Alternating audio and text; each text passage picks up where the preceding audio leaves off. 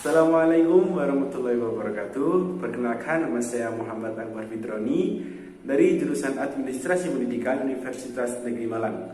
Pada kesempatan kali ini saya akan menjelaskan tentang materi hakikat belajar dan pembelajaran untuk memenuhi tugas dari mata kuliah belajar dan pembelajaran offering D3. Langsung saja untuk yang pertama, hakikat belajar dan pembelajaran. Apakah Anda sudah belajar? Apa teman-teman selalu belajar? Kemudian, kapankah teman-teman belajar? Atau sehari sekali, ataupun 3 hari sekali, atau seminggu sekali, atau sebulan sekali? Atau jika ada hanya event-event tertentu seperti UTS, UAS, ataupun hal-hal lainnya yang menjadikan teman-teman untuk belajar? Kemudian, apa sih ciri-ciri belajar itu? Mari kita belajar pada hari ini. Yang pertama, ciri-ciri belajar setidaknya ada 3. Yang pertama, aktivitas yang dapat menghasilkan perubahan dalam diri seseorang, baik secara aktual dan potensial. Jadi ketika teman-teman melakukan sebuah kegiatan ataupun aktivitas apapun itu, kemudian menghasilkan perubahan dalam diri teman-teman, baik secara aktual ataupun potensial, itu merupakan salah satu ciri-ciri belajar. Yang kedua, perubahan yang didapat sesungguhnya adalah kemampuan yang baru dan ditempuh dalam jangka waktu yang lama atau perubahan relatif menetap. Jadi perubahan itu merupakan sebuah perubahan di mana teman-teman memiliki kemampuan baru dan ditempuh dalam jangka waktu yang lama ataupun bertahap.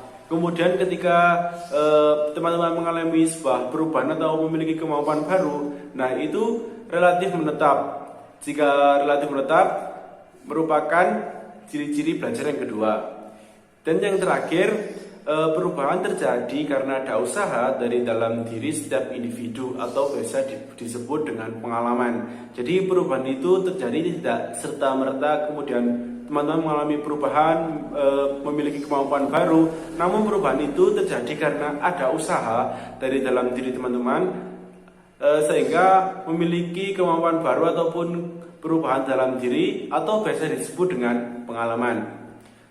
Selanjutnya, hakikat belajar. Menurut Gagne tahun 1977, belajar yaitu sebagai suatu proses perubahan tingkah laku yang meliputi perubahan kecenderungan manusia seperti sikap, minat, atau nilai dan perubahan kemampuannya, yakni peningkatan kemampuan untuk melakukan berbagai jenis performance atau kinerja. Sedangkan menurut Sunaryo tahun 1989, belajar adalah suatu kegiatan di mana seseorang membuat atau menghasilkan suatu perubahan tingkah laku yang ada pada dirinya dalam pengetahuan, sikap, dan keterampilan. Sehingga dapat disimpulkan menurut kedua pendapat tadi bahwa hakikat belajar adalah suatu proses perubahan tingkah laku yang menghasilkan seperti pengetahuan, sikap, dan keterampilan baru sehingga meningkatkan kemampuan seseorang untuk melakukan berbagai jenis kinerja ataupun kegiatan. Lanjut, konsep belajar. Nah, konsep belajar yaitu proses mendapatkan pengetahuan dengan membaca dan menggunakan pengalaman sebagai pengetahuan yang memandu perilaku pada masa yang akan datang. Nah, jadi konsep belajar itu sebuah proses mendapatkan pengetahuan dengan membaca. Ini tidak hanya dengan membaca, bisa juga dengan mendengarkan, melihat, ataupun dan lainnya, dan menggunakan pengalaman. Jadi menyatukan antara pengetahuan yang didapat dengan membaca ataupun mendengarkan atau melihat dan menggunakan pengalaman. Jadi menyatukan antara pengetahuan yang didapat tadi dengan pengalaman sebagai pengetahuan yang memandu perilaku pada masa yang akan datang. Jadi ketika teman-teman memiliki pengalaman dan memiliki pengetahuan, ketika itu disatukan, maka itu akan menghasilkan sebuah kemampuan baru bagi teman-teman di masa yang akan datang. Selanjutnya, konsep belajar yaitu seperti ini. Ketika manusia kontak alam, manusia kontak dengan alam, maka akan menghasilkan sebuah experience atau pengalaman. Kemudian jika manusia terus-menerus melakukan kontak dengan alam sekitar, maka akan menghasilkan berbagai pengalaman dan pengalaman yang berulang kali, maka akan menghasilkan sebuah pengetahuan. Selanjutnya adalah pengajaran. Pengajaran atau dalam bahasa Latin disebut dengan pedagogi, yaitu berarti pait anak, dan ego yaitu memimpin. Secara harfiah berarti memimpin anak. Jadi pengajaran merupakan sebuah proses di mana kita memimpin anak untuk belajar. Selanjutnya adalah hakikat pembelajaran.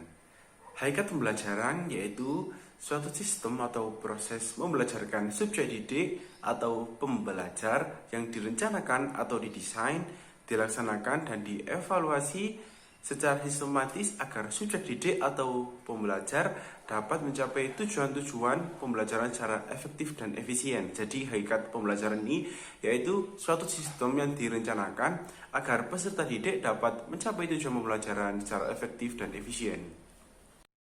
Selanjutnya adalah pembelajaran sebagai sistem.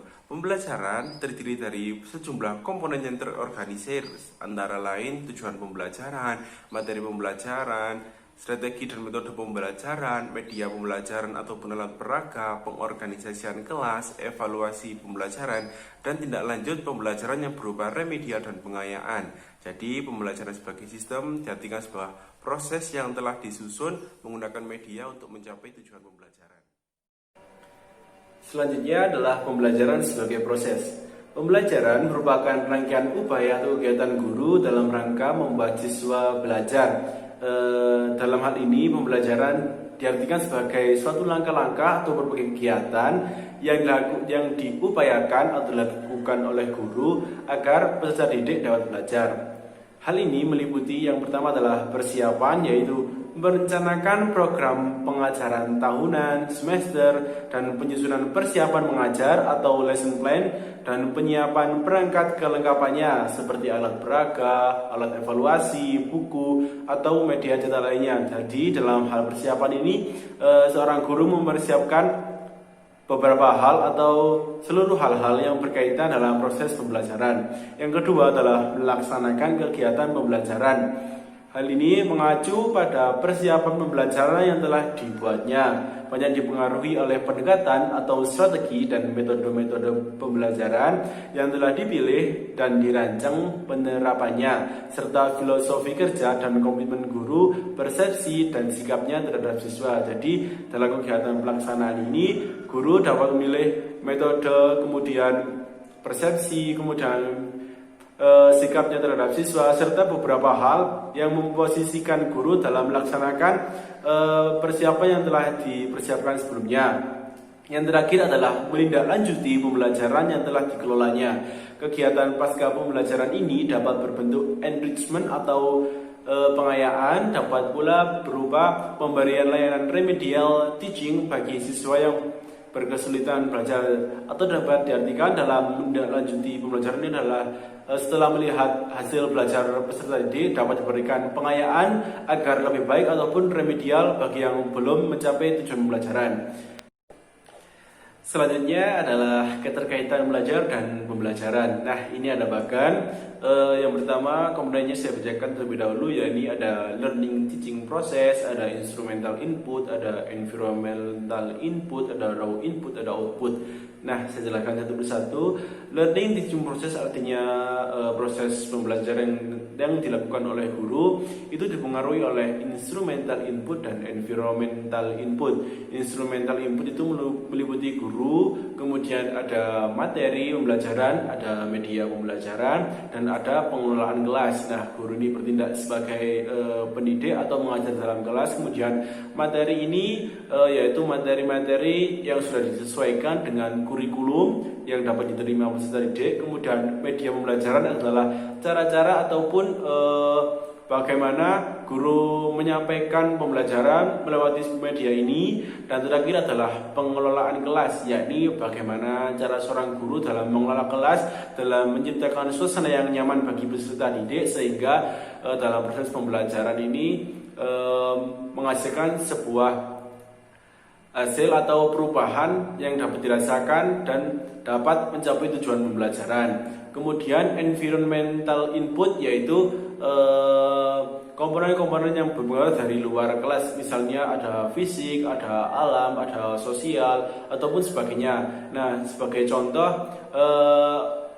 peserta didik yang belajar dalam suhu ruangan yang sejuk ataupun yang cukup, tidak dingin, tidak terlalu panas, itu akan lebih nyaman daripada belajar dengan kondisi ruangan yang sangat panas ataupun terlalu dingin. Nah, kemudian raw input yaitu peserta didik sendiri dan output adalah hasil belajar dari peserta didik. Jadi keterkaitan belajar ini adalah ketika seorang peserta didik belajar, itu dalam proses pembelajarannya guru dipengaruhi oleh instrumental input dan environmental input. Nah, ini beberapa komponen ini berpengaruh dalam proses pembelajaran yang menghasilkan peserta didik memiliki perubahan kemampuan atau perubahan yang dapat dirasakan dan dapat meningkatkan kemampuannya untuk melakukan berbagai kinerja di masa yang akan datang.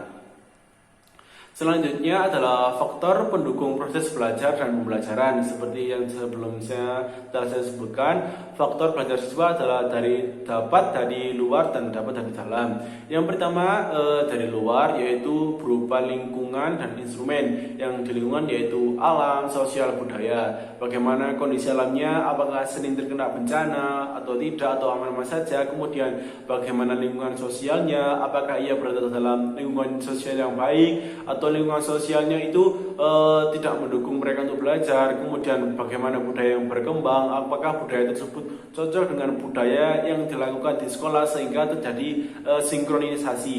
Kemudian instrumen yaitu dapat berupa kurikulum, bagaimana kurikulumnya, apakah memberikan peserta didik dan guru ataukah tidak, bagaimana programnya, kemudian bagaimana sarana dan prasarananya, apakah sudah memenuhi, dan kemudian guru yaitu bagaimana cara guru dalam mengajar, ataukah enak diterima ataupun tidak. Kemudian faktor belajar siswa dari dalam yaitu fisiologis dan psikologi. Dari segi fisiologis yaitu fisiologis umum, bagaimana kesehatannya, apakah ia memiliki beberapa riwayat gangguan kejiwaan ataupun tidak. Kemudian bagaimana panca inderanya, apakah tidak ada yang terganggu, seperti contoh apakah matanya sehat saja ataukah minus ataukah silinder. Kemudian pendengarannya ataukah berfungsi dengan baik ataukah tidak.